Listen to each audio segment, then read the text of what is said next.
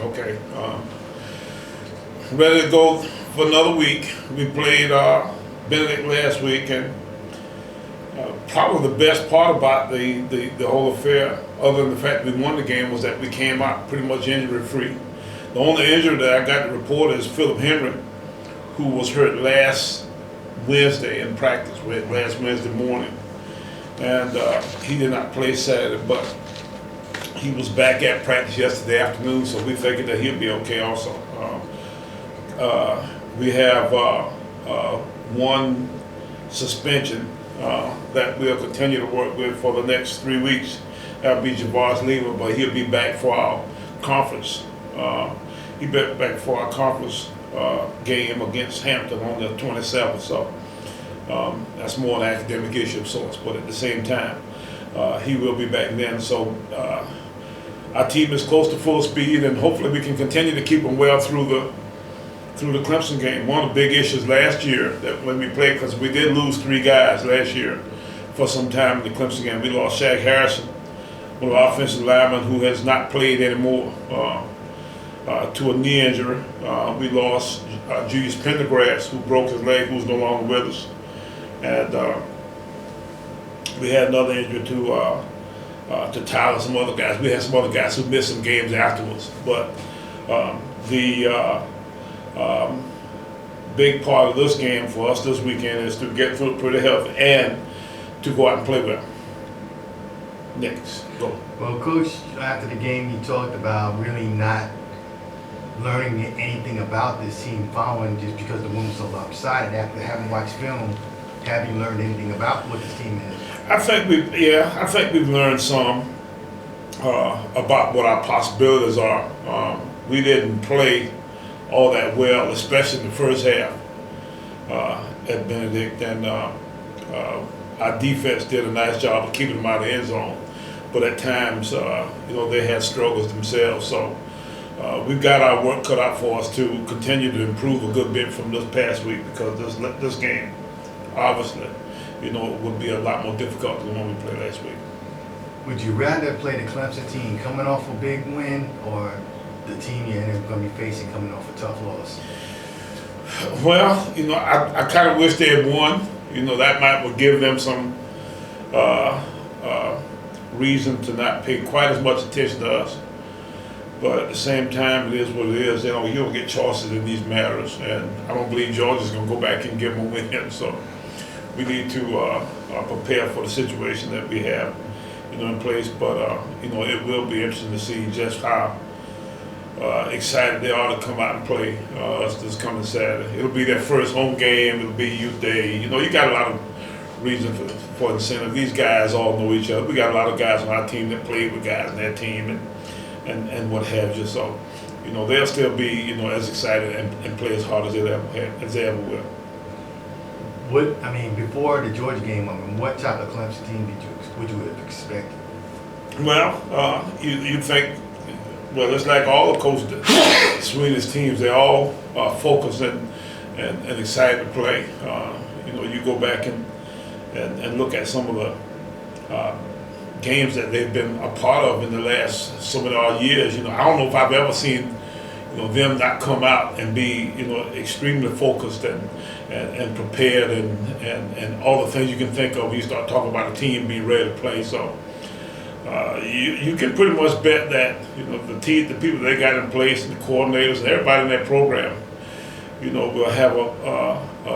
will have a mission that they want to accomplish. So we got our work cut out for us to be able to get in there and actually stay with those guys. Look at the quarterback. Do you expect both to see action? I would think that you see both, and now that we've seen both play, there is some subtle differences between the two offenses, between the two kids. But at the same time, it is what it is. We can pretty much plan to see everything they have available to them for the game. I guess, do you expect a local kid, Mike Williams, to have a better game than you did last week? Well, let's hope not. I'm happy for the fact that he's been playing very well. But now you got kids from all over that place. You got the Johnson kid, the Smith kid, the Williams kid. all those kids are from right here in the Orangeburg area. You got a kid down in Bamborough, you got a kid, that's kind of what you deal with when you deal with one of these games. You got a lot of local kind of connections that kind of way. And, the best thing for us at this point is just to get in there and get ready to play for whoever shows. How do you assess college performance, and then Kim coming back to the upstate? Is any concern about him getting distracted? Let's hope not. I think his first game ended up being a good one. He had his troubles at times. Some of the kinds of things that he just got to do by just fundamentally being correct in certain ways, should fix some of the problems that he had. He's got to be a little more flexible. He's got to be, a little more protecting of the football.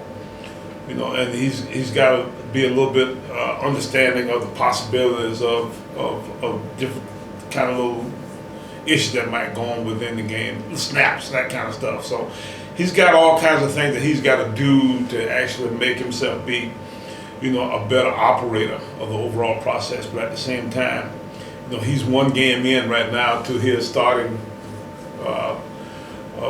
quarterback's position here at South Carolina State, and we think that he'll continue to improve this week and the next weeks a little bit each week to the point where he'll eventually be, the kind of quarterback that we think we need to have. You had a lot of success from running the football, particularly run blocking as well. How much of a challenge is that going to be against this Clemson defensive line? A big one. I think one of the scouts came through here a couple months ago and said that they had maybe 8 or 10 guys, on their defense that are lead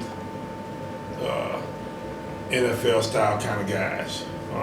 Might be as many as has been on any one team in a long, long time. And they've got depth up front in the defensive front and linebacker core like you wouldn't believe. So it'll be extremely difficult to consistently run the football against this style of defense. And we'll have our work cut out for us to come up with a plan that's going to give us a chance to keep the ball away from their offense some, because the best thing you can possibly do in a situation like this is to keep the football and shorten the game.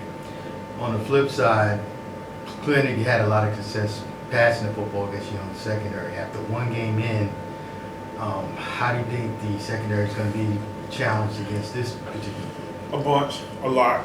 It's going to be a big challenge for us. And whoever plays for them, I'm sure will be trying to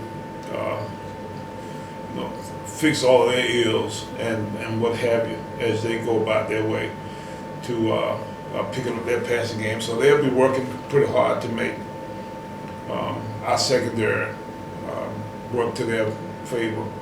I guarantee you, though, that our guys will play better this week than they did last. That's kind of how you do it, in college football, with the fact that we don't have, like, say, the NFL guys when they have scrimmages against other teams, and high school even when you have scrimmages against other teams.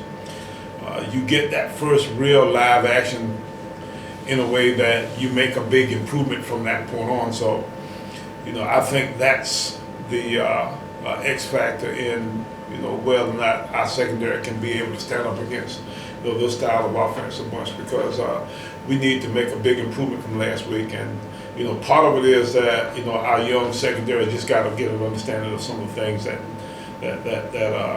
and the speed and the pace of things that you actually have in college football. Well, Coach, you're 2 wins shy of 100, but is it safe to say if you're able to get win 99 this Saturday, that'll make win 100 anticlimactic? You're probably right. Yeah, if we can win this weekend, then I might quit. But at the same time, it's another game, and we wish all of our schools in the state the best, except for when we play them. It will be fun to win these games against our in-state rivals, and we just kind of see how it works out when it works out. Speaking about conferences performing well, you had yourself, Bethune-Cookman, went outside of conference, and you had Morgan State actually play Eastern Michigan down to the final quarter. What does that say about what you see about the conference overall? Yeah. So that's A&T winning as well. Yeah. You have some tough games in our league. Our league has improved. I've said all the time that we're going to, experience a pretty good influx of good coaching talent here in the next couple of years. And, all these guys, all these colleges in the league, have a sincere desire to compete effectively in the game of football. They see the benefits of having a good, strong football program. So you can bet that all these guys will be better. You're exactly right. I thought A&T was extremely impressive yesterday.